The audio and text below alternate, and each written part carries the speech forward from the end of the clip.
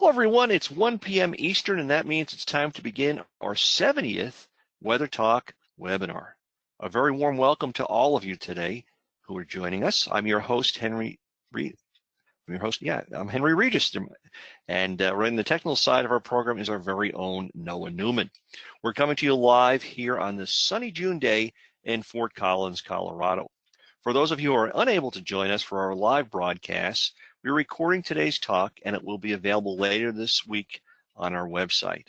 All of our Weather Talk webinars are sponsored by generous donations from listeners just like you. Well, today's webinar is on lightning and lightning detection.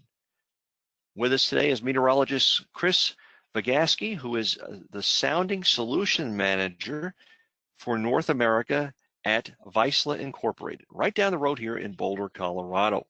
Chris has a bachelor's degree in operational meteorology and a master's degree in applied meteorology, both from Mississippi State University. He serves as the chairperson of the AMS Task Force on Leadership Development.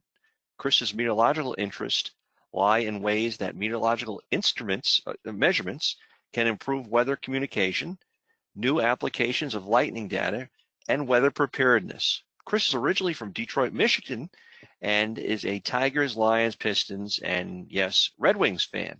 And oh yes, he has a dog named Bailey. Well, let's give a warm welcome to our Front Range neighbor. Chris, it's great to have you with us today.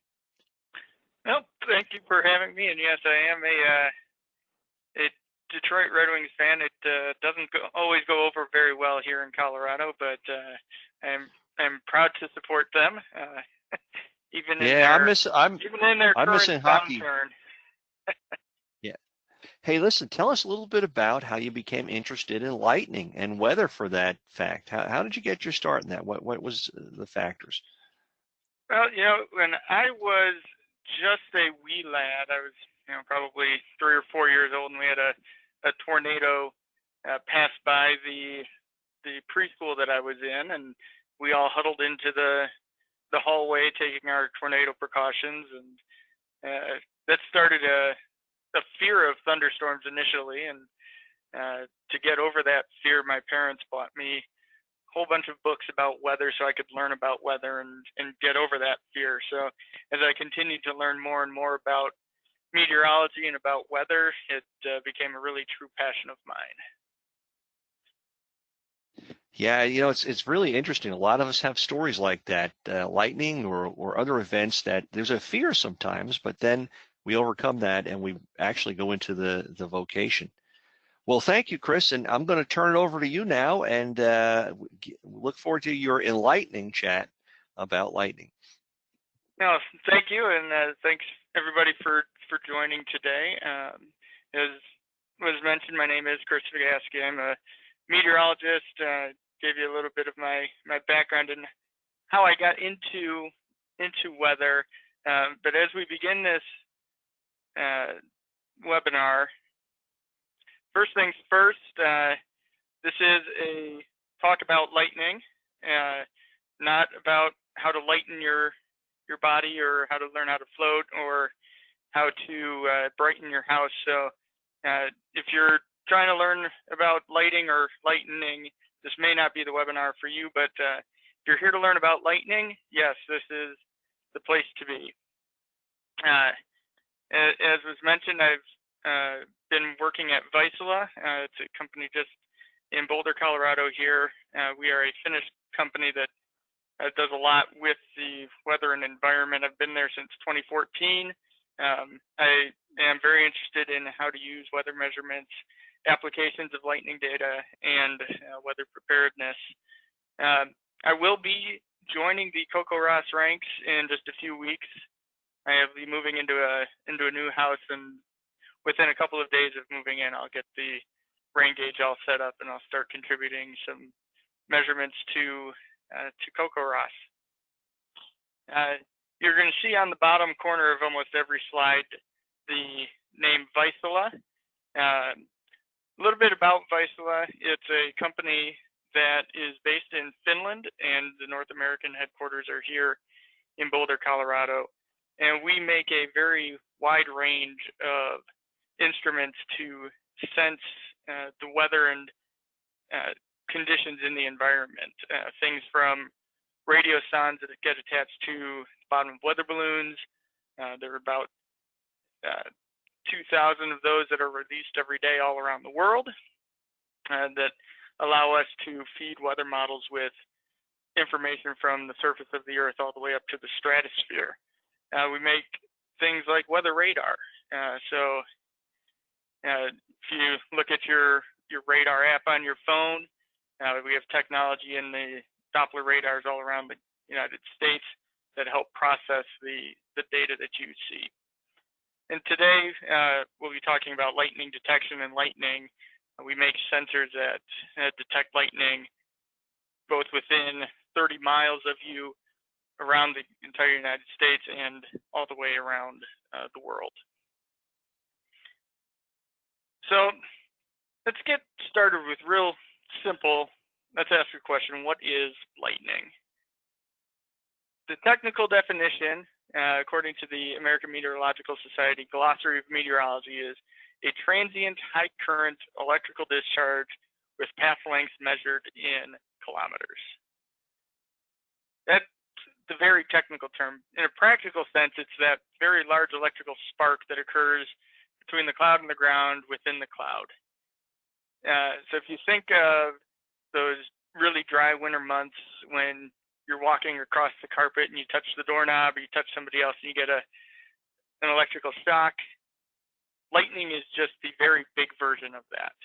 So if any of you ever wanted to pretend to be Thor, you get to do that when you shock your friend, your family member in the wintertime after you've rubbed your feet along the carpet.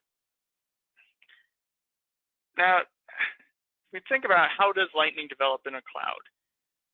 So if you look outside and you've got some clouds building right now, as we do here in Colorado, is typically the case in summertime. You have updrafts and downdrafts, and the updraft is the air that's moving up in the atmosphere. And as the cloud develops, you'll get little ice crystals that form, and those are known as graupel. You could get very large hailstones, small hailstones, and you get what's called supercooled water.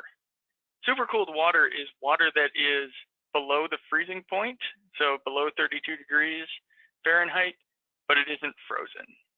And as all of these particles in the cloud collide as they're being moved up and down in the cloud by the air, they start to shed electrons and create positive and negative areas in the cloud. It's very similar to what happens when you're walking across the carpet on a dry winter day. Your feet are exchanging electrons with the carpet and you're building up that charge. So as that charge continues to build and build in a cloud, eventually the charge separation gets large enough that you get that spark that's known as lightning. And the whole purpose of lightning is to balance out the charge difference between the areas of positive charge and the areas of negative charge. So in some cases, that can happen with just one lightning flash. In a lot of other cases, there's so much motion in the clouds that that charge continues to build and separate, and you get a lot of lightning over and over again. And you get these very beautiful scenes, like this one that was taken out, I believe, in Arizona, where you see a lot of lightning. So you see the cloud to ground lightning, anything that's coming from the cloud and connecting to the ground, and then lightning that's in the clouds or between multiple clouds, which we refer to all of that as cloud lightning. Now, the really cool thing is that lightning can be detected. And you are your own lightning detection sensor. It's why we say when thunder roars, go indoors, because you're hearing the sound from the lightning. Or if you see the flash dash inside, these are a couple lightning safety principles. And we'll talk more about lightning safety a little bit further into the webinar here. But generally within about 8 to 10 miles of a lightning event.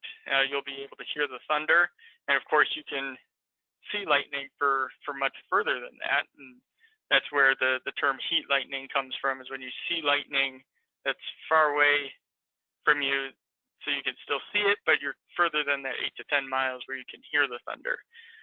So you are your own lightning detection sensor if you really think about it. You can generally see where it is, you can hear where it's coming from, but you can't necessarily give it a pinpoint location as to where the lightning occurred. In some cases, you can't even tell if it was lightning that occurred within the cloud or lightning that occurred between the cloud and the ground. So that's where lightning sensors that are manufactured come in. And so when lightning occurs, you get these electromagnetic waves that propagate all around the world at the speed of light. And there are sensors that are designed to listen for these electromagnetic waves. There are single point lightning sensors and there are network lightning sensors, and we'll talk about those coming up. The single point lightning sensors, they're typically found at airports or in locations where you're trying to work on public safety. So they'll give you a direction and a range to a thunderstorm. These sensors are made from magnetic field antennas that point in the direction of a thunderstorm. So when the lightning wave hits that magnetic field antenna, the antenna turns to the direction that the magnetic wave came from. And then by analyzing the electromagnetic wave of the lightning event, you can determine a range. So these work for about 30 miles. And one of the drawbacks is you don't get a precise location of where the lightning is, but you at least get an idea that lightning is, 25 miles away from you, 20, 15, 10. So you can watch the lightning kind of progress as it gets closer and closer to you. And so, airports use these to provide the latest weather information for pilots and to keep their personnel safe out on the airfield. Now, to get really precise locations, you need to have a network of lightning sensors. And this map that I'm showing here is all of the lightning that has occurred in the United States in 2019 that was detected by the National Lightning Detection Network. And there were over 220 million lightning events that were detected across the United States last year. And we've made it a little bit easier to see where the lightning occurred by condensing all of the dots that would normally appear on the map into these gridded lightning densities. And then you can also detect lightning all the way around the world. So in 2019, almost 2.5 billion, that's billion with a B, lightning events were detected all around the world.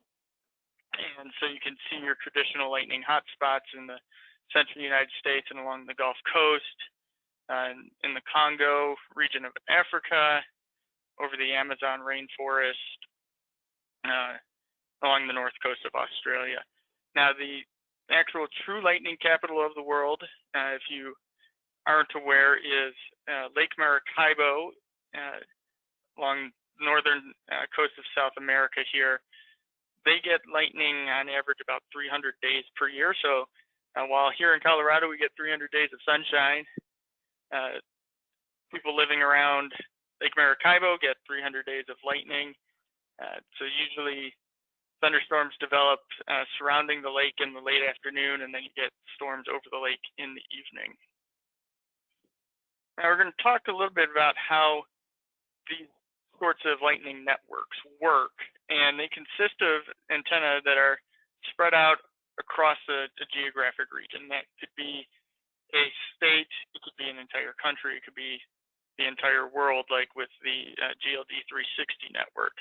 and they're listening for those electromagnetic waves from each lightning event. And when they hear the waves, that information gets sent to a processor. So when multiple sensors hear that same wave, the processor can then pinpoint where that lightning occurred. We'll talk a little bit here coming up about how exactly they're pinpointing that location. So these antennae use magnetic direction finding, which we talked about briefly with the single point sensors, time of arrival of the lightning wave, or a combination of the two techniques to determine the location of the lightning. And the previous two maps are two examples of lightning detection networks. The National Lightning Detection Network here in the United States, which consists of about 120 lightning sensors evenly spaced across the country. And then the Global Lightning Data Set, which is GLD 360, where we can detect lightning from the North Pole to the South Pole and all the way around the world. As we get into the discussion here of the lightning detection networks, we'll talk about a few definitions so that you understand what I'm actually talking about. And the first one is baseline, and that's the distance between sensors. So you can have lightning sensors very evenly spaced, you can have them bunched together, but the difference in the spacing between the lightning sensors can cause differences in the performance of the lightning network. So when you have sensors that are uniformly spaced, you get uniform performance across the region that you're detecting lightning. If you have a lot of sensors in one area and fewer sensors in another area, you can get better coverage in a certain location and lower coverage in another location. And there are some pluses and minuses to that. If you are really focused on detecting lightning in a certain area, so for instance, the Kennedy Space Center, where the SpaceX launch took place last week, and you want to know how, where the lightning is surrounding the launch facility. You can put a lot of sensors surrounding that area and get very good performance of lightning detection around that area, but you'll have lower performance as you get further away from that network. But if you want to have a good uniform coverage across a larger region, you may spread those sensors out so that you get a good coverage across a wide area instead of just over a smaller centralized location. And when we think about lightning, we like to think about how much of the lightning are we detecting, and we call that the detection efficiency. What percentage of the cloud-to-ground lightning events are we detecting? What percentage of the in-cloud lightning flashes or lightning events are we detecting? And those numbers are getting very, very good now, where there are lightning networks that are detecting 95 to 100% of the cloud-to-ground lightning flashes and more than half of the in-cloud lightning events. Location accuracy, this is a very important one. How close to the actual lightning event did the system say it was? The better the location accuracy, the lower the number is. So at the Kennedy Space Center, for instance, they're detecting lightning to within about 100 to 150 feet. So they can actually go out and look at the data that comes from the lightning sensor or their lightning networks, go to the location where it said the lightning occurred and make sure that no damage had occurred. Magnetic direction finding, I talked about that already. That is a magnetic field antenna that points in the direction that the lightning came from. And time of arrival, TOA, is when did the electromagnetic wave from the lightning hit the lightning sensor. So here are a few examples of lightning sensors that are used. A very low frequency a low frequency and a very high frequency lightning sensor. And they all detect different parts of the lightning event. Now, very low frequency sensors are used for long range global networks, and they generally hear the waves from the cloud to ground lightning events. The cloud to ground lightning events produce low frequency and very low frequency electromagnetic waves more commonly than in-cloud lightning events do. So these very low frequency sensors can be spaced far apart and hear that wave as it propagates around the world. Low frequency sensors are used for regional lightning networks like the National Lightning Detection Network. And again, they're listening for the electromagnetic wave of the cloud to ground lightning event, but they do also hear the bits of the cloud flashes that produce a lower frequency. You can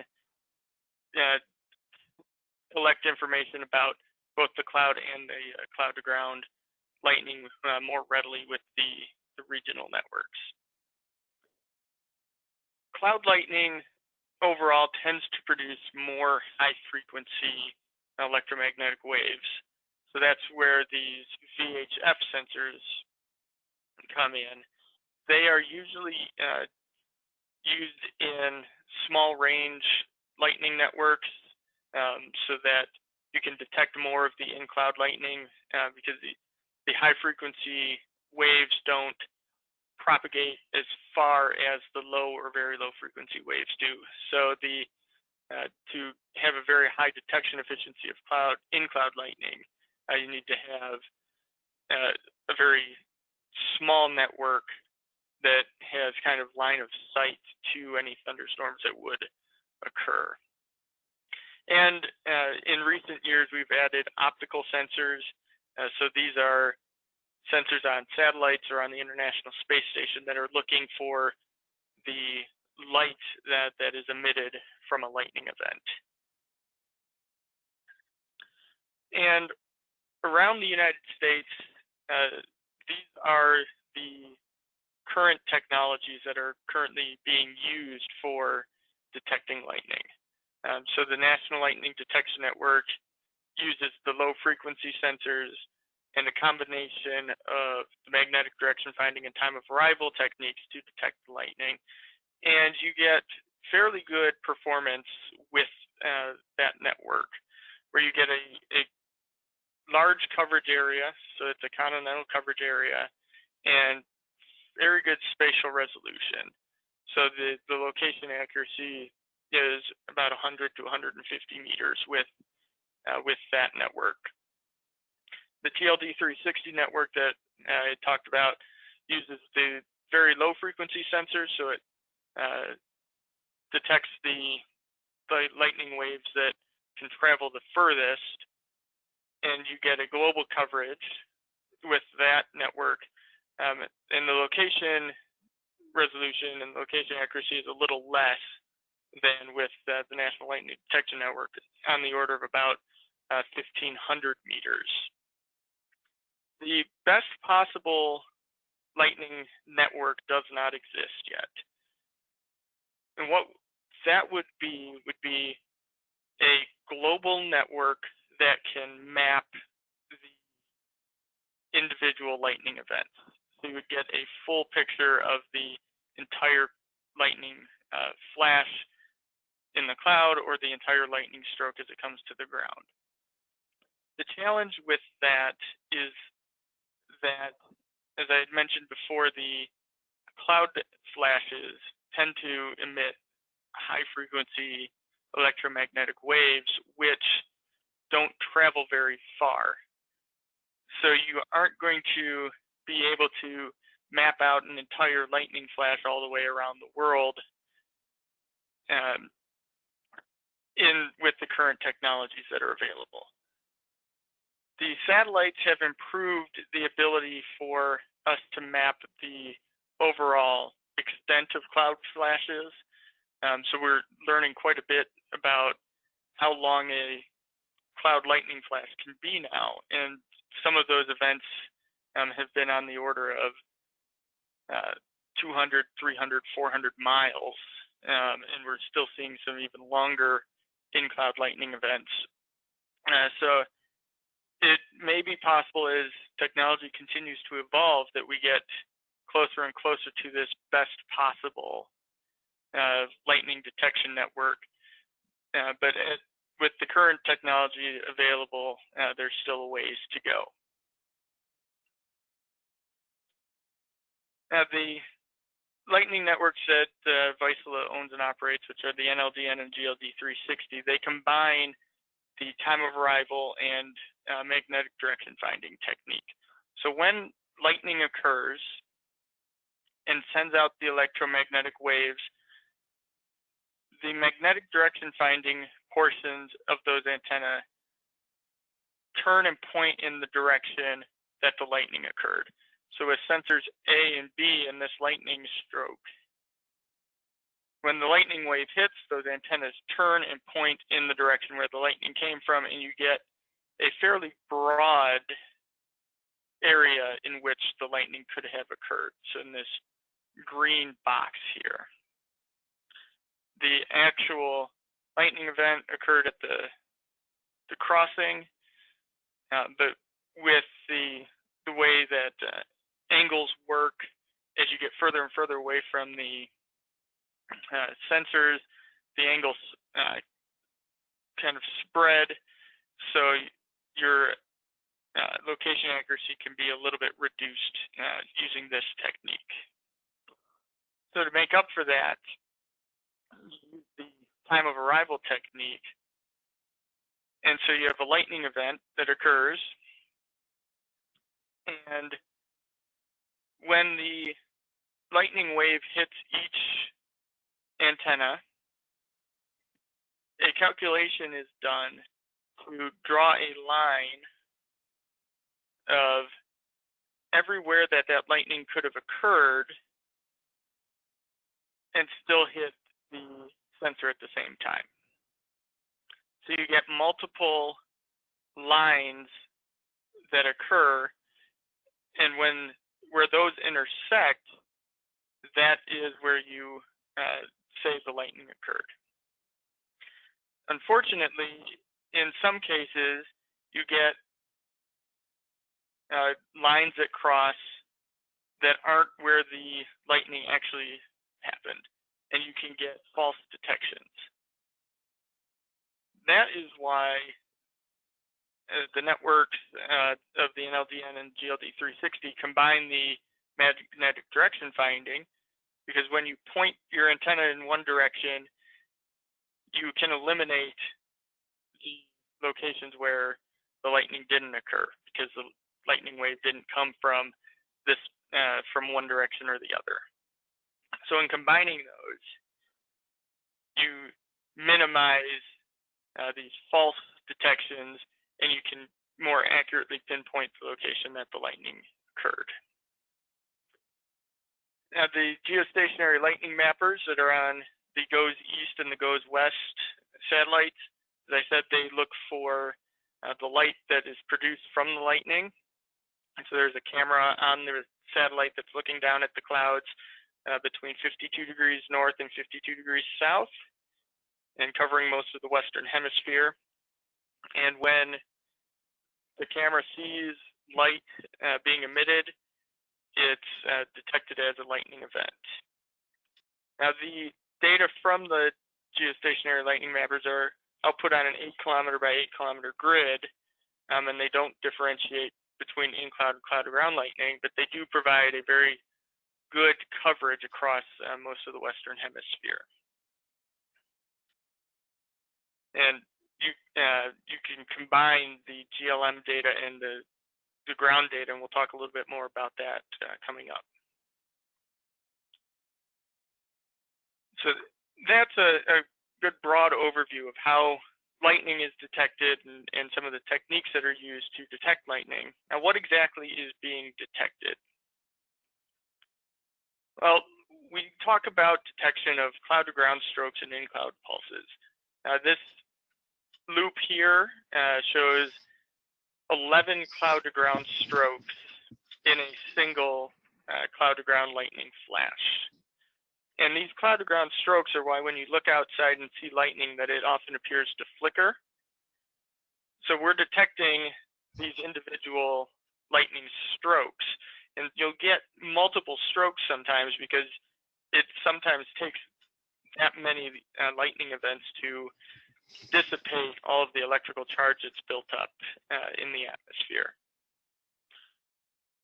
Cloud-to-ground strokes usually last for just microseconds, although there are some that last up to 1,000 times longer. And there is one stroke here that is one of those very long-lasting lightning strokes. And we group lightning strokes together as lightning flashes based on time and distance bounds. So we'll say that all of the lightning strokes that occur within 1.5 kilometers of a second of each other are part of the same lightning flash. But the cloud-to-ground stroke is the base lightning unit of measure.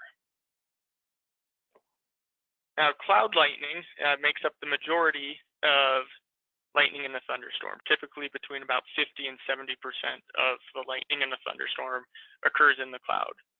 Lightning networks detect small portions of these in-cloud events, usually the strongest discharge, and those are called in-cloud pulses. Geostationary lightning mapper, which we talked about on the satellite, and then lightning mapping arrays, which we didn't talk a lot about, but are very small regional lightning networks that map out the entire extent of the lightning events, do a good job of showing, just how expansive in-cloud lightning can be. And as I had said, those can sometimes be as much as 200 or 300 miles for a single in-cloud lightning event. Now, the data that is received from the National Lightning Detection Network and GLD 360, we receive about 30 pieces of information for each lightning event. A lot of those relate to the quality of the data, but these ones here on the screen are more related to the actual lightning event itself. So we get information on the latitude and the longitude. So where exactly did it occur? What time did it occur? Was it in cloud or was it cloud to ground? The polarity, which basically says, was a negative charge transferred or was positive charge transferred? The amplitude, which is how much electricity was transferred, and that can be on the order of thousands of amps of electricity. The largest lightning events can be as much as 600 or 700,000 amps of electricity. And then a very new one, which is called continuing current. And this is when you can combine the GLM data and the ground-based networks, and we'll talk about continuing current just a little bit more as we move along. So as I had said previously, we detect about 2.5 billion lightning events all around the world in a given year. So what are some of the ways that you can use lightning data? And there are a lot of ways that can be used. So I'm not going to touch on all of them in this webinar. These are just some of the ways. So of course, one way is monitoring thunderstorm activity.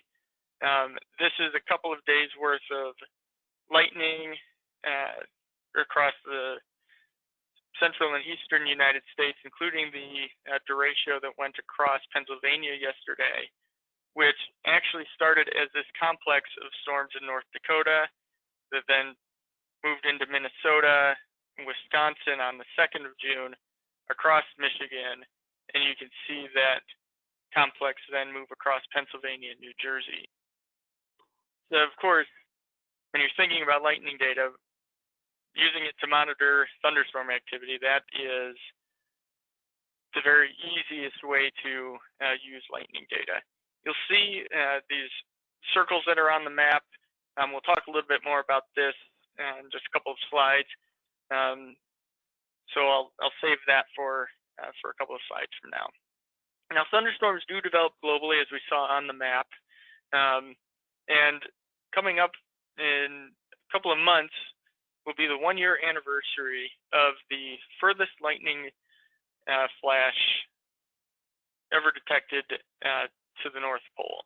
So a new Guinness World Record that I was a part of validating is the most northerly lightning flash detected, and that occurred just 32 miles from the North Pole on August 13th. There were a lot of thunderstorms north of 80 degrees north last year, more than had been detected in the previous 8 years combined. So it was very active lightning year, very high latitudes of the Earth, and that was very unusual. And it's part of the reason why lightning was designated as an essential climate variable by the World Meteorological Organization. Monitoring lightning data is critical to understanding changes in the global climate. So as conditions become more favorable for thunderstorm activity in regions that may not have seen lightning very frequently before, you can use that as a proxy to understand moisture and temperature variability in those locations. Aviation safety, that is what all those circles were on the first loop that we looked at. So typically when an airline or an airport is looking for lightning safety information, what they do is they'll have lightning data come into their data feed, and they'll set up alert rings that are surrounding the airport. So they'll do a wide ring that is far enough away from the airport that they can get kind of preemptive information so that they know in the next 30, 40, 50 minutes that thunderstorms may be approaching, and then they'll have inner rings that when lightning breaches those rings, they know to have airfield workers start to come in, and then when it gets extremely close to the airport or right over the airport, they can shut down the entire airfield and stop any planes from coming in to protect passengers and to protect their workers. To give you a sense of where we are in this map, Walt Disney World is right here. I was sitting on an airplane right about here for about 4 hours as we waited for lightning to clear the area, actually on August 13th last year. So there was a lot of lightning within the area, and to keep the air crews safe and keep the planes and the passengers safe, they did have to shut down flights out of Orlando's airport. So we were stuck on an airplane for about 3 or 4 hours waiting for the lightning to clear. So unfortunately, sometimes safety means that operational efficiency does have to go down, but to keep people from being injured or killed by lightning, sometimes that's what you have to do. And another instance of aviation safety, this is a kind of extraterrestrial aviation. So as we saw last week with the SpaceX launch, lightning prohibited the first launch of the craft. We had to wait until there was no lightning in the area and no electrical charge in the area that could be triggered into lightning as the rocket flew through any clouds. So lightning data and lightning detection plays a big role in aviation safety and space launch safety. Another use is monitoring tropical cyclones. This is Hurricane Irma from a couple of years ago as it approached Puerto Rico. The little dots on the radar image here are the lightning events that were detected by GLD 360. This is actually a phenomenon known as the enveloped eye wall lightning signature, which is when lightning completely wraps around the eye wall of a tropical cyclone. This occurs usually in the very strongest tropical cyclones. So using lightning information while monitoring tropical systems helps forecasters to better understand the structure of tropical systems and improve the forecasting of those storms. Monitoring volcano eruptions. So volcanoes, when they erupt, have a very powerful updraft of air moving up through the atmosphere. You'll get collisions of ash, rock, lava, water, ice crystals, and you can get very big electric charges built up in the eruptive plumes. This is from Anak Krakatau back in December of 2018. This eruption went on for about a week and produced over 300,000 lightning events that were detected. So you're seeing a 7-day loop of all the lightning that was detected by the lightning network surrounding the Anak Krakatau volcanic eruption. Volcanic eruptions, they can have a big impact on the regional lightning climatology. What we're looking at here is the lightning climatology surrounding the Aleutian Islands in Alaska. And this volcano right here is a Boguslav volcano. It can have impacts on global transportation as you have planes coming in from Asia to land in Anchorage for refueling. Most of the time when Boguslav erupts, it produces lightning. That's part of the reason is because it's an island and you get a lot of water mixed in with the eruption. So having lightning data allows forecasters and airlines to monitor volcanic eruptions remotely, so they know if there's dangerous ash conditions in the area. So you can see the brighter colors indicating where more lightning tends to occur. And with volcanoes, there are about 50 volcanoes that are erupting at any given time, and some of them do produce lightning. So having the ability to detect lightning at a long range helps geologists, airlines, and forecasters monitor volcanic eruptions. And lightning is also very important for wildfires. So lightning triggers about 15 to 20% of wildfires in the United States every year, but they account for about 60% of the acreage that is burned. So lightning does trigger wildfires, and it's important for forestry services and wildfire managers to know where the lightning is so that it can try and prevent some of these fires from getting out of control if they can see where the lightning occurred before the fire erupts. Now, sometimes wildfires can produce their own lightning. This is an image from the Mallard fire in Texas in 2018, where the smoke plume actually turned into its own thunderstorm and started producing a significant amount of lightning. And sometimes that lightning can trigger their own new wildfires. So this is an image from the Mallard fire. This is the storm that was produced from the smoke cloud, and a couple new fires that erupted when lightning then struck. So having that sort of information on where lightning is helps those who are working these wildfires to, one, keep safe from being struck by lightning, and two, identify new areas where wildfires could occur. And this is a good area where this new continuing current technology can help forestry services and wildfire managers. So as I said, some lightning strokes can last up to 1,000 times longer than normal lightning strokes.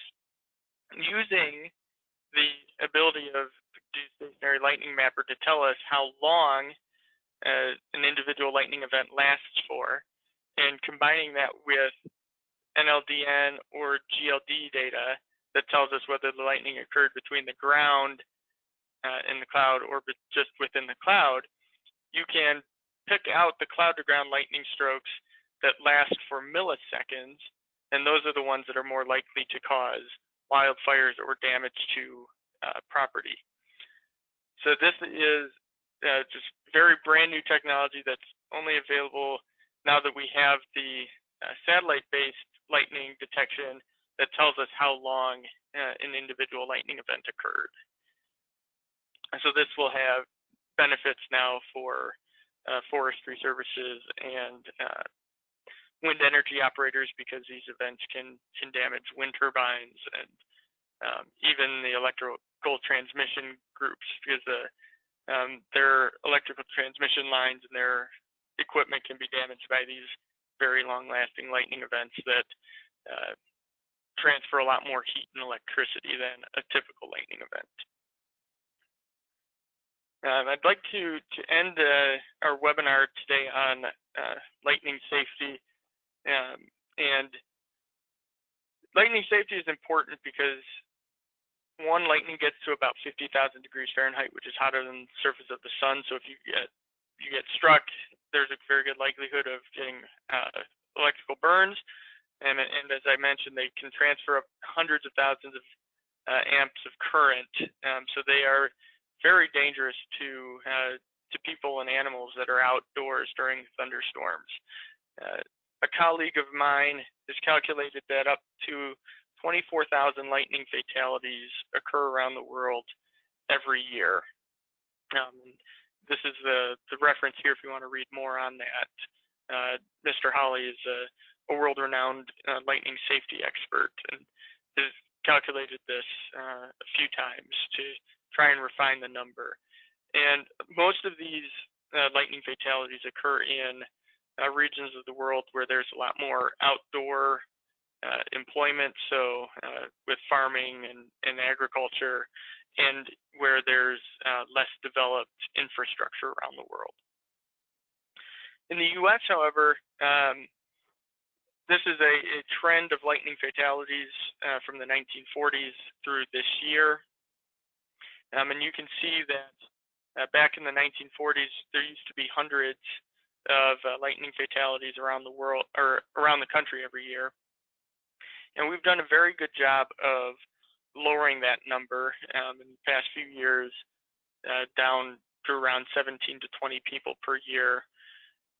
And part of that has been because of increased awareness of thunderstorms and lightning safety, but also a society that is inside for employment more. So the agricultural businesses kind of come down and people are working more in offices.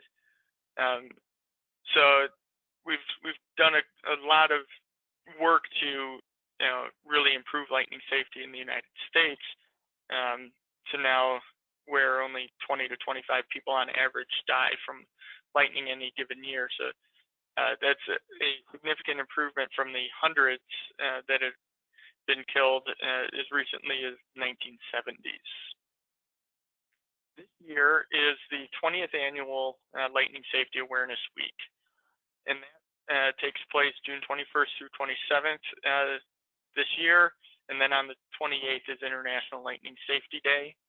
Each day of Lightning Safety Awareness Week focuses on different aspects of lightning and lightning safety, including the science of lightning, how to be safe from lightning indoors and outdoors, lightning safety with various sporting events, and how to protect your home from lightning. So keep an eye out for that as we approach Lightning Safety Week in just a couple of weeks now.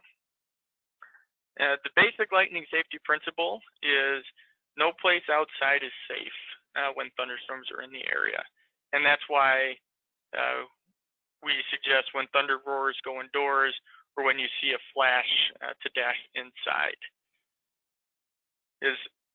If you are within the area that you can hear thunder, lightning is able to strike within that area.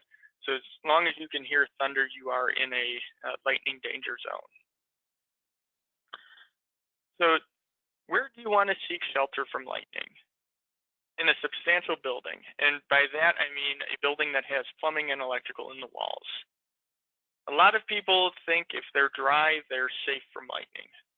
But that's not the case. If you're in a picnic shelter, an outhouse, a tent, you're dry, but you're not protected from lightning. Having plumbing and electrical in the walls helps ground the building that you're in, so lightning goes around you and into the ground and doesn't actually affect you.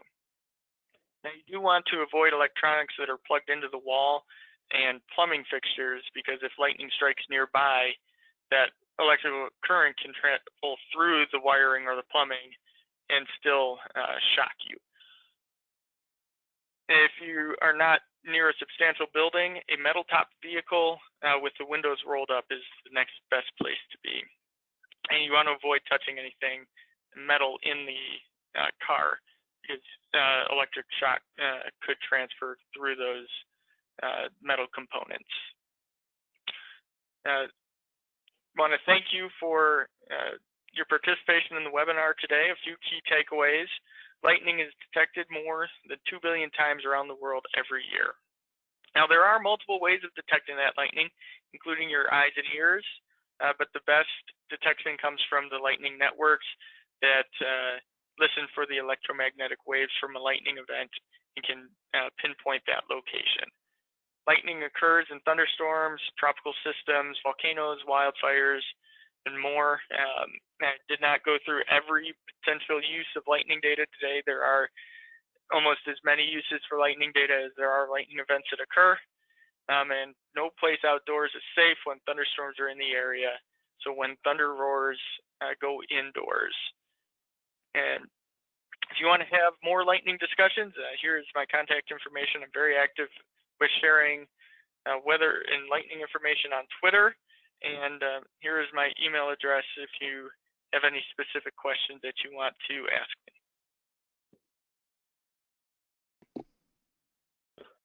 Well, Chris, this is Henry. Can you hear me? I can hear you, Henry. Okay, yeah, my computer's been cutting in and out throughout your presentation, so I'm sorry. Well, I'll have to actually watch the video. But thank you for taking the time today to give us this really interesting view of how we detect lightning and what lightning's about. I'm going to try to go through some questions. I got Noah Newman standing by as well. Again, I'm having some difficulties here on my computer working from home. The connection has not been great, but I'm going to try and ask a few questions, and then Noah may jump in, and we'll go as long as you can, maybe for about another half hour. Does that work? Yep, that works fine. Okay, so I've got one that came in earlier. A friend of ours in North Carolina had asked that, and again, since I did not see the whole presentation, I may be repeating stuff that you went over, but just bear with me on that, on these questions. He says that one of the more challenging aspects of managing lightning risk is identifying and assessing first strike potential. If he needs 15, 20 minutes lead time to clear an area, say like for baseball or whatever proper mitigating measures do we have, or what kind of credible capability to deliver that lead time for the first strike that prevents a threat to a target area? And he works with the military as well down there. Yeah, that is definitely one of the big challenges, is knowing when a cloud is about to produce its first lightning. And the big lightning risks for safety occur with the first strike and the last strike of a thunderstorm. This is typically when a thunderstorm moves in, the rain starts coming down, and people get inside to try and stay dry, and lightning risk kind of dissipates around that time. So anticipating that first event and then knowing when it's safe to go back out, those are the big challenges. Taking a cue from the space range and knowing if there's electric charge in the air, that's a way to have some indication of the threat of lightning, and they use electric field mills for that. Those are very good to know that there's electric charge in the air, but electric charge in the air doesn't always mean that you're going to get lightning. So the space range uses that because if you can condense down that electric field by having a rocket flying through an electric field to trigger the lightning, that's one of the ways that they keep people safe.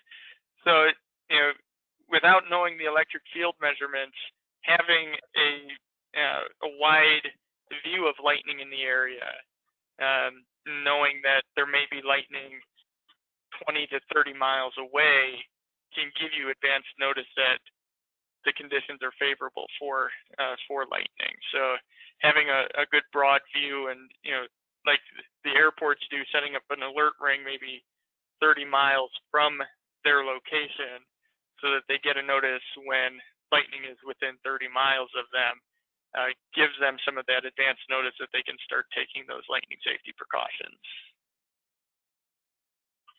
Okay, thanks. And we're getting a lot of questions about lightning rods, and I know these were big sellers in the 1800s and early 1900s. You see a lot of older houses with them. I rarely see them on places now, but so some of the questions are, how do you decide whether your house needs a lightning rod? How does a lightning rod work? How do they protect the home? Are they helpful at all? And so I've got 4 or 5 people asking that question. Yeah, lightning rods, they've been around since I think since the late 1700s. Ben Franklin was actually one of the first users of lightning rods. And what lightning rods do is that it's just a metal rod that has either a rounded or a pointed tip on it that you attach to the high point of a building or something that you want to protect. And they have wire that extends from that rod to a grounding pole in the ground. So lightning rods don't really protect the area from being struck by lightning because they do get struck. What they do is they just take the electricity down to the ground where it then dissipates. As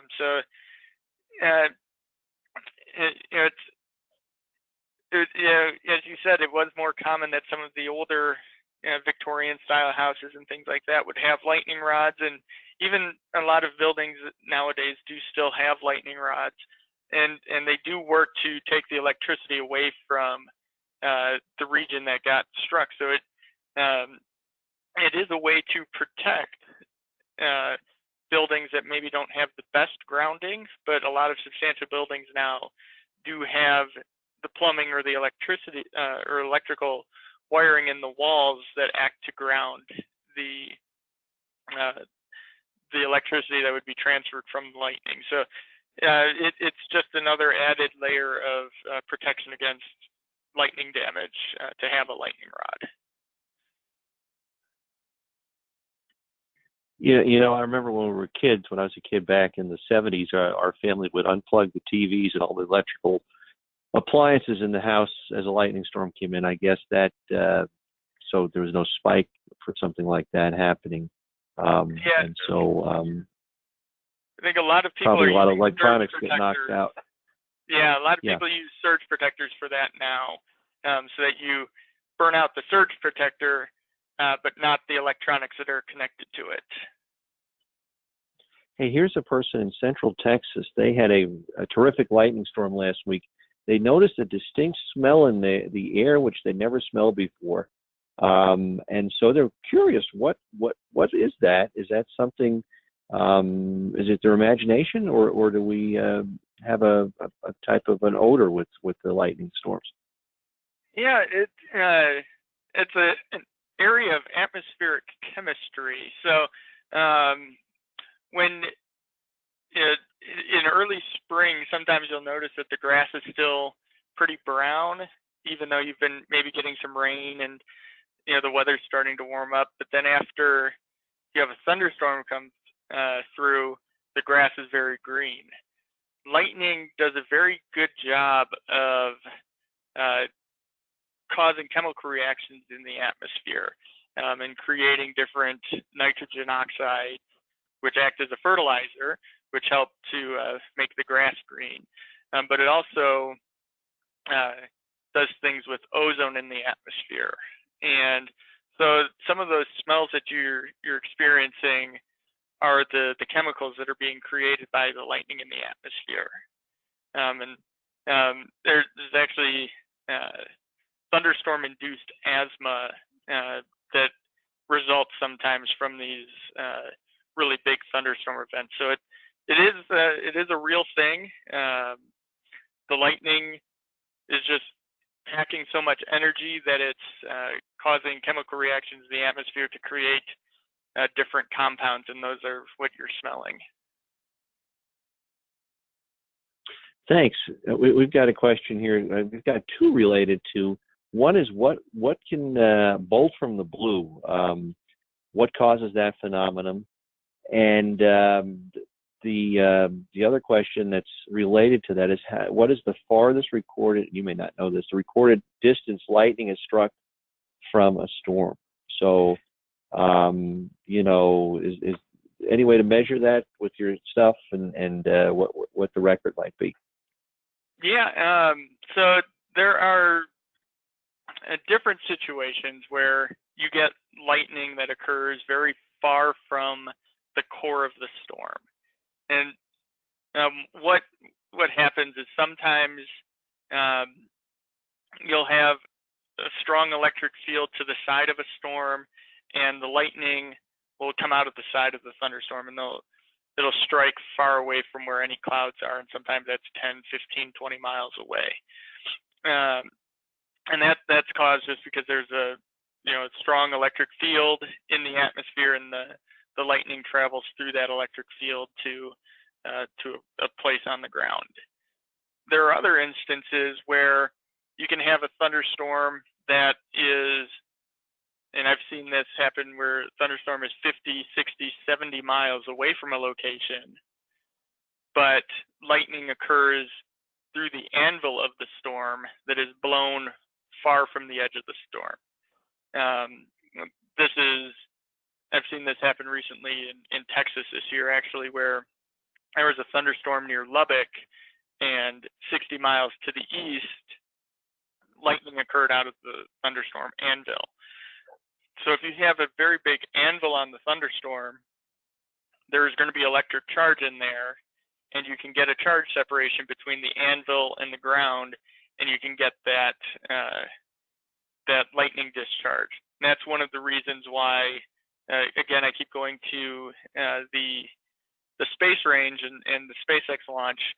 Is one of the rules that was being violated last week was having a thunderstorm anvil over the launch site, because there's electric charge in there, and if there's electric charge, there's always the potential for lightning to occur. So I think that answered both of those questions. I think the furthest that I've ever seen is about 60 or 70 miles from the core of a storm where lightning had occurred. Okay, thanks. Hey, here's two other questions that are similar. It's funny, people thinking along the same lines on some of these. Can the energy of lightning be stored? Is there any way to harness the energy from lightning? I know it's a quick flash. What's the story on that? Yeah, that is, again, a limitation of our technology. These lightning discharges happen for just a very small fraction of a second. So you would have to know where the lightning is going to occur in advance, and then have a way of capturing that energy, whether it's a battery or a capacitor or something like that. So it's extremely challenging to do that. The way I look at it is a typical lightning stroke that occurs between the cloud and the ground is about the size of a golf ball. The greatest density of lightning is about 30 to 40 strokes per square kilometer, cloud-to-ground strokes per square kilometer. A square kilometer is, I think it's about 15 or 20 football fields all together. So if you try and find 30 to 40 golf balls randomly spaced across all of these football fields, that's the challenge of knowing where the lightning is going to occur in a given year. So there's not a very easy way for us to put a capacitor or a battery out there to collect that energy.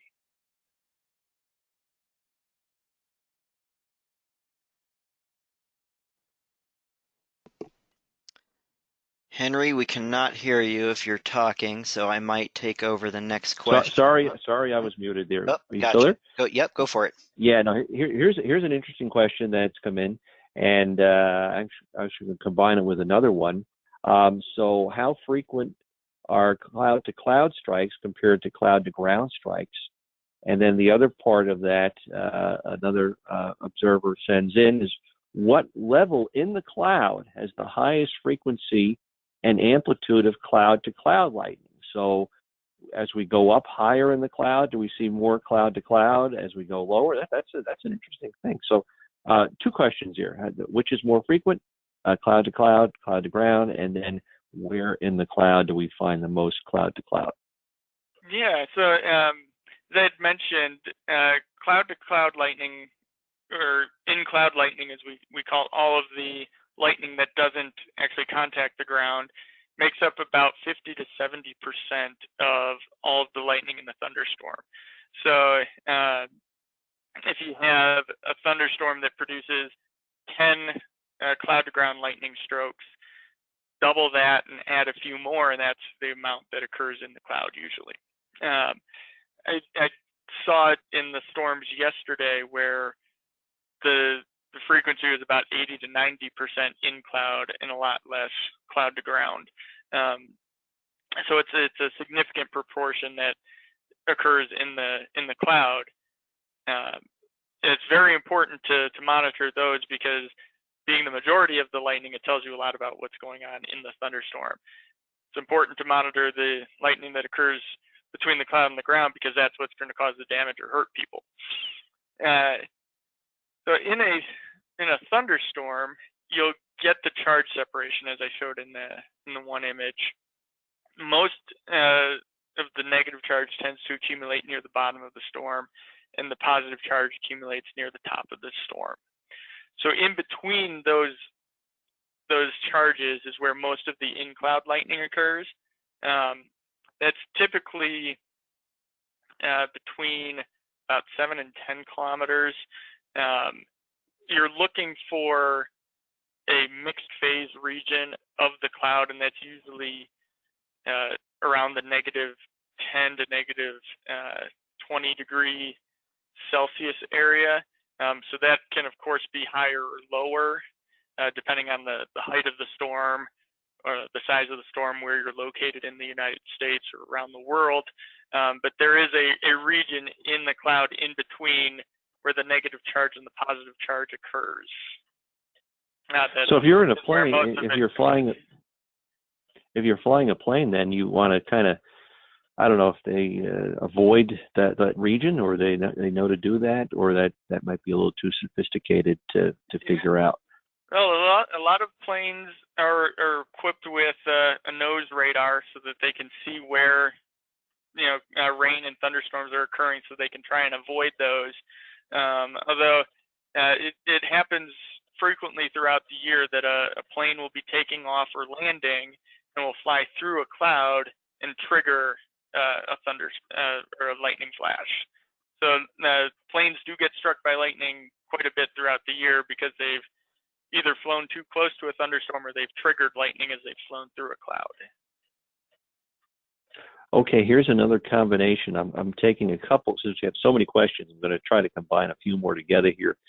Gary says that he is in a bed. He sleeps in a bedroom in an attic above, I guess it's above the garage or wherever, and his head is resting on a metal headboard, and so he wonders if that's dangerous during a storm. Another question comes in by Frank wanting to know about propane tanks. If you have a propane tank in your yard, is it a chance of that getting hit and exploding? So that's another question there, wanting to know about lightning strikes. So these different strikes, where and then finally one by James. One, he's got water towers near him. Is he kind of safe living near a water tower? So there's 3 questions in one shot. Yeah, all of these relate to lightning safety, and that's it's really good that people are thinking about that. I'm a member of the National Lightning Safety Council, and myself and my other colleagues there, we're doing everything we can to take that number of fatalities from around 20 down to 0. I mean, that's what we would really like to see in the United States is no lightning fatalities anymore. Sleeping up against a metal headboard, if the headboard is touching something metal and that metal is then touching something outside, then you've got a good conduction to for a conductive path for any lightning to reach. But if you're if it's kind of insulated from the wall and it's on a wooden floor or on a carpeted floor or something like that, it is a little bit more protected from lightning that would strike the house. Propane tanks get struck more than once a year by lightning. I get news alerts for lightning every day, and at least a few times a year I'll see a propane tank exploded or an oil line was struck and started a fire or things like that. So yeah, anything outdoors could be struck, and if it's not insulated or protected against the lightning in some way, it could cause damage. Regarding water towers, things that are taller tend to get struck more than things that are closer to the ground. So water towers do get struck. TV antennas and wind turbines, they do get struck. And most of those are properly grounded, so the electricity is taken away from the antenna or the tower and taken into the ground. So those usually don't face too much damage from lightning. But if you have one of those really strong continuing current events that I had talked about, you can get some extreme heating and some damage to them caused by that. Okay, hey, we got a couple other questions coming in. It's funny how they're different topics here. Ball lightning. So Janice in Colorado and Terry also want to know what is ball lightning? Is it real? Have you ever seen it? I have not ever seen ball lightning. It's I've heard of the phenomenon. I know some people who have done some work to try and better understand it. But ball lightning is still very mysterious whether or not it's actually a thing. But people have said they've seen what appears to be a glowing ball of plasma just floating in the air that's very transient. So the stories about it are very rare, very uncommon. So it's still a work in progress whether it's a real thing and whether it can be detected and how it works. But I personally haven't seen anything about it or haven't seen it in nature. Okay, we've got a few here about the sensors in different personal weather stations people have at home. In fact, I just received the new Tempest. I've got that on my roof, and I'm able to. They send me signals when there's lightning coming nearby and so forth. So several people are wondering what are good ones. Are they accurate? Are they helpful? And you may have covered this. I may have missed this in your talk, but if you could just briefly talk about that. And then somebody was wondering, what about a homemade lightning detector? What's your thoughts on something like that?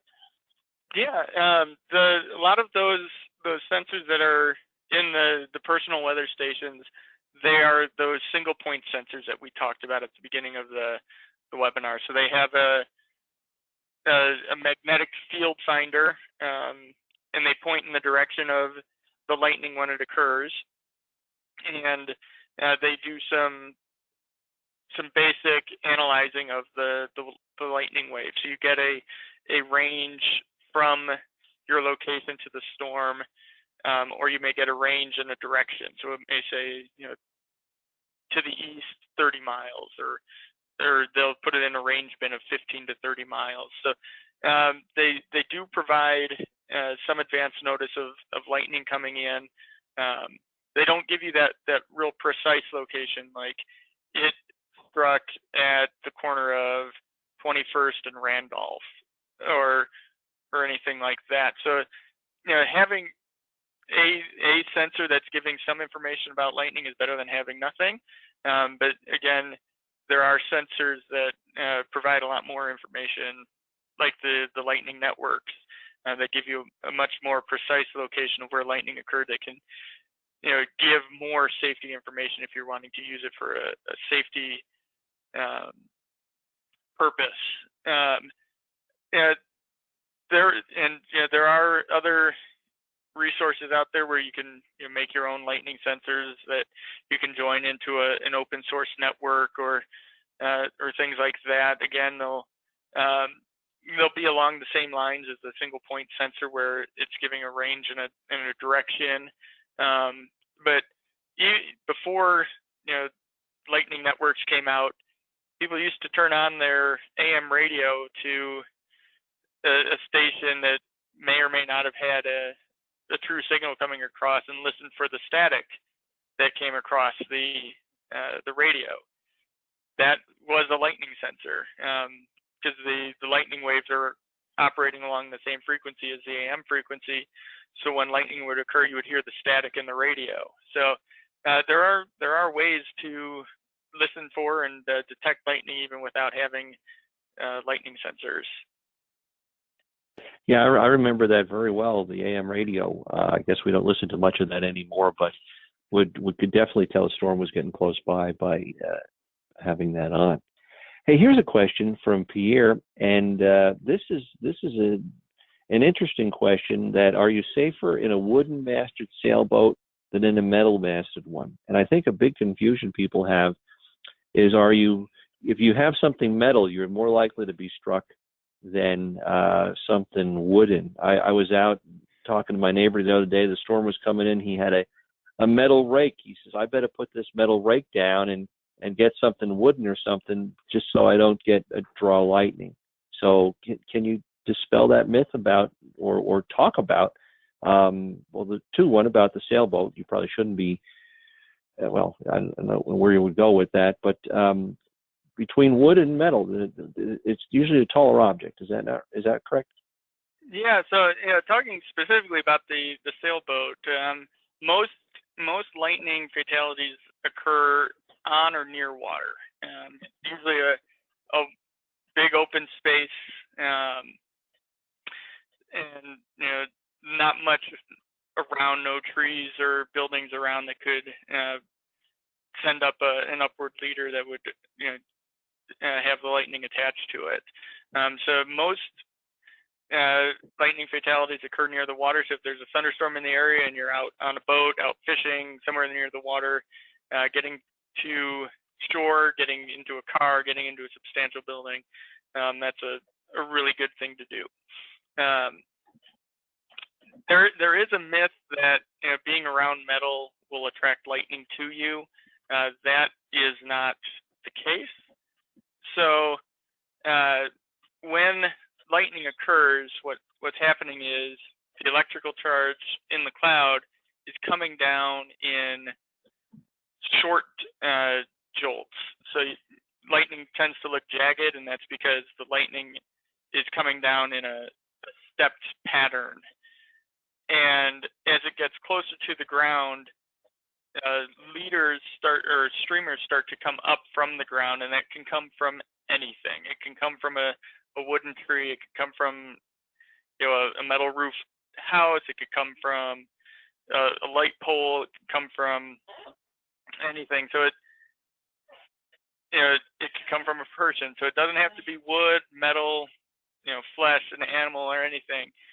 So being near metal isn't going to necessarily attract lightning to you, but metal provides a more conductive path than wood would provide. So if Cindy was wondering. Metal. Cindy was wondering, and this is an interesting question too. She says, is she more likely to get struck sitting near her pool or on her uncovered porch? So does the water draw lightning at all? If she's near a pool, is she more likely to get hit? Again, no, not really. Lightning or water just provides a better conductive path than concrete or something like that. It's all about conduction. So most lightning strikes to people aren't a direct strike. You're not struck by the actual individual lightning event. What happens is lightning strikes something nearby and the electricity jumps to you, or lightning strikes the ground and the ground current comes in and hits you. So it's not a matter in most cases of actually being struck. It's being near something that struck and then having the electricity flow to you. Okay, thanks. We've got a couple other questions here. Jeffrey asked one, and there's another person out there wanting to know about sprites. And, Volker is also asking about this. In a while back, Walt Lyons, who you probably know, did a webinar on sprites. You guys can find that on our CoCoRaHS Weather Talk series. He goes really into depth on those, and very, very well done talk, I would say about 5 years ago. But does anything track sprites? So are you guys able to pick those up at all with lightning detection?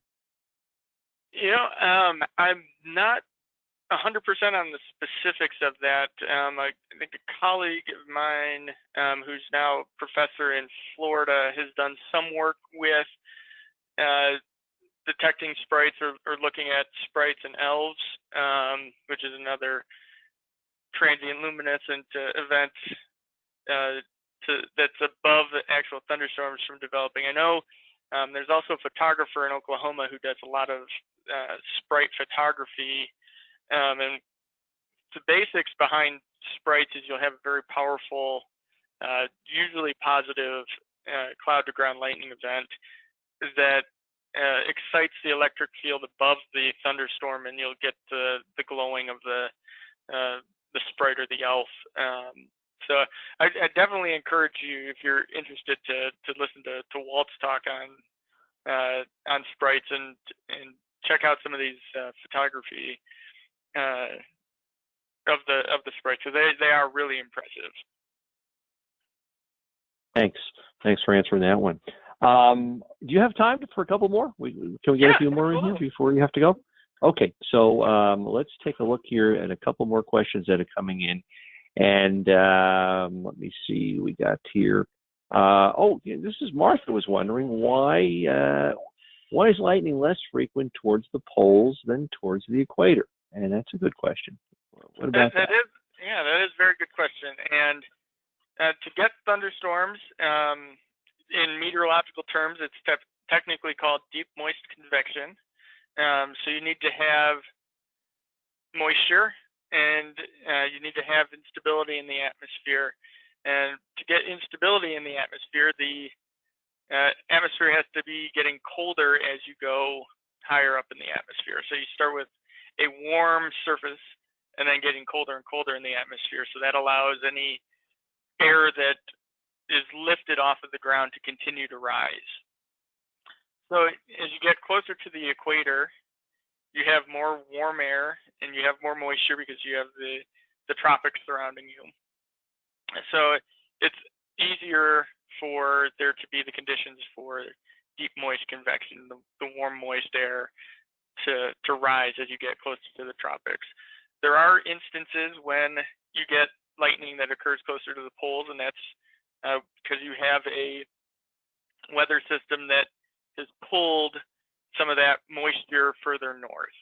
And that's what happened last year with the thunderstorms near the North Pole, is there was a storm system over northern Europe that was pulling a lot of moisture northward, and it was a very cold system, so the atmosphere above the surface was cold, and you had the moisture coming in from the south. So those conditions may creep further to the poles as climate continues to change and evolve, but that's generally why you have more lightning near the equator in the tropics than near the poles.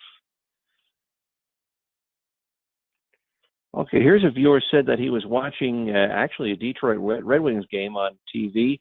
Lightning hit his satellite dish and the station switched to the Tampa Bay Lightning.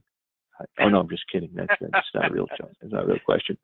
We got to throw a few of these in here to a couple puns back and forth. Here's an interesting one.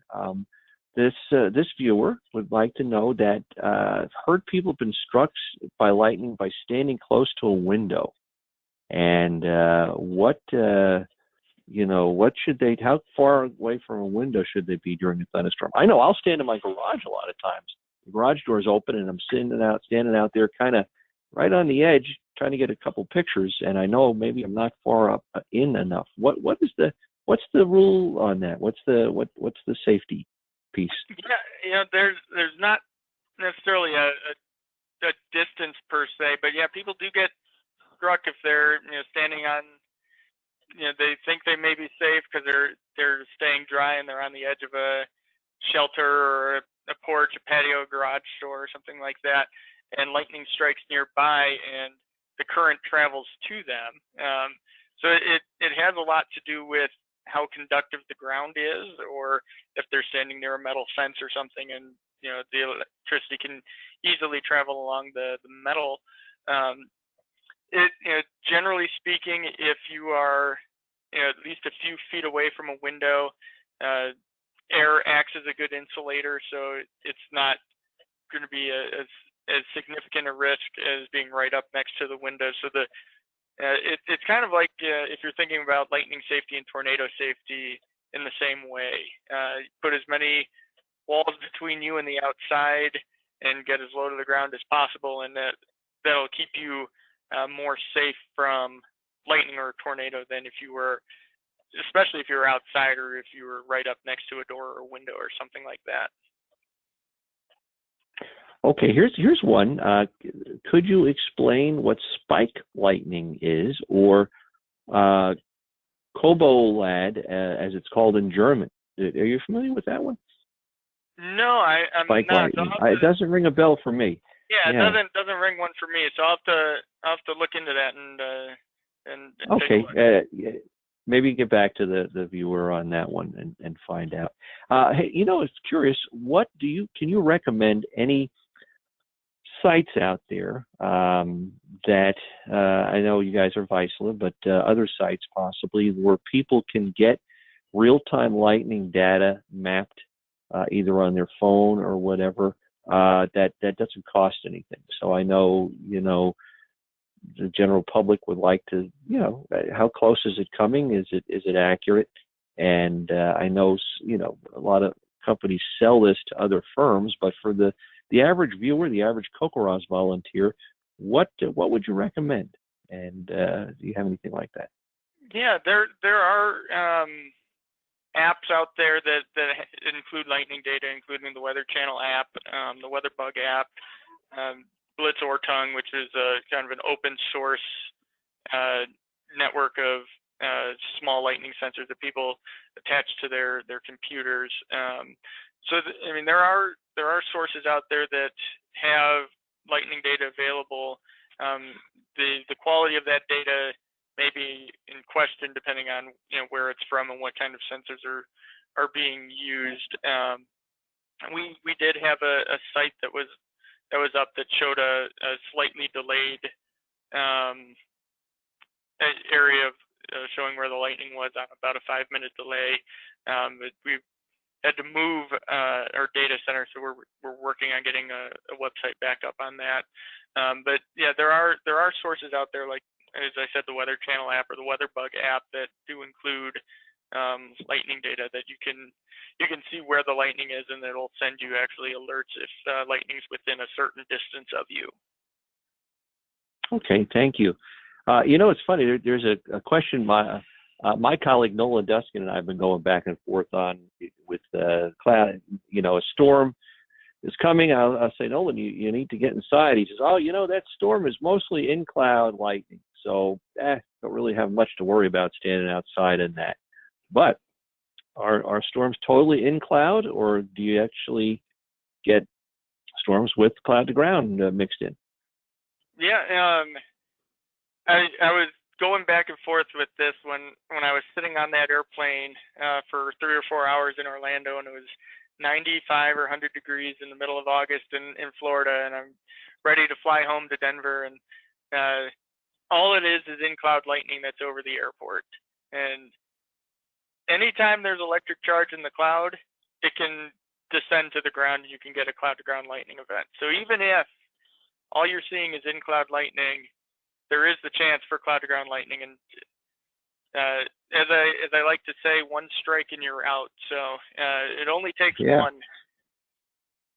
And we know lightning does strike twice. There was the old saying, lightning doesn't strike twice, but we've seen a lot of buildings and so forth get hit over time. So, it is a possibility. Well, listen, Chris, I'm sorry? No, I was saying it absolutely is a possibility that lightning will strike the same place more than once. We had that video in this webinar where it struck 11 times. So, yeah. That's a myth busted. Sure. Well, I really appreciate this. Has been a fascinating talk, and the questions have been great, folks. There's a lot of questions we weren't able to get through in the time allotted today, but we've got them, and we're going to send them on to Chris, and he will do his best to try to answer those for you. Henry, and thank you so much for. Really quick, I was going to just say. Oh, you got one? Yeah. Well, no, I mean, I would just recommend, because of the huge amount of questions we got this time, it would be hard for Chris to go through the report and find what was answered and what was not. So if your question has not been asked and it's still burning, I think it'd be better to just recommend you to email Chris from the address that you see on the screen now. Okay, there we go. That's a great idea. And so again, we apologize. We could only get so many in, but great questions, and there's still other great ones out there. What a fascinating topic. I think lightning is one of my favorite things to discuss, so we could go on and on with that. But Chris, again, thank you so much. We hope to see you up in Fort Collins one of these days, and appreciate you being with us today, taking the time. Yeah, my pleasure. And as Nolan and Henry said, if you have any questions that are still really burning a hole in, just send me an email or shoot me a tweet on Twitter, and we'll get those answered for you. You might want to strike with those questions soon. There we go. Okay, well, we're gonna close out today's program. We want to let you know that our Weather Talk webinars will be taking the summer off. So for the next month or two, they'll be on vacation, but they will return in September. So be on the outlook for more information on that in the coming months ahead. Before I forget, when signing off today, please take the short survey that's going to pop up. Again, we really appreciate that. So until we meet again, stay safe and stay healthy. This is Henry Regis for the rest of the CoCoRaHS team saying goodbye for now and see you in September.